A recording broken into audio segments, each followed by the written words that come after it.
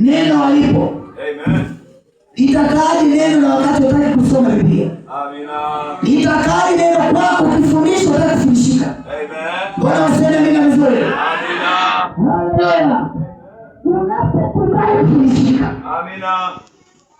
Haleluya. Amen. Na kutendea kazi ile neno unalofundishwa.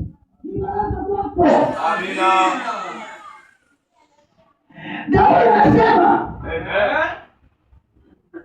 anamwambia Bwana, Amen. usimame neno lako moyoni mwangu. Amen. Nisije nikakutenda dhambi.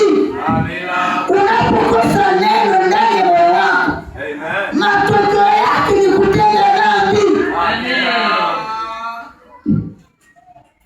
Litakaje neno ndani yako? Amen. Namba moja, kwanza unapofundishwa kubali kufundishika. Amen.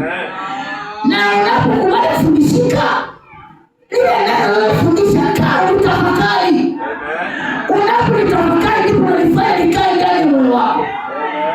Unanielewa? Haleluya. Bali Daudi anasema neno lako ni taa ya miguu yangu. Pasipo neno utakosa mwongozo. Neno lako ni taa ya miguu yangu. Haleluya. Haleluya. Lakini leo watumishi ni wazururaji. Akichukua kipeperushi hapa kanisani akienda nyumbani anatoka kwenye kabati. Biblia ya kusoma mpaka Jumapili. Akitoka ibadani anaifunga kwenye kabati.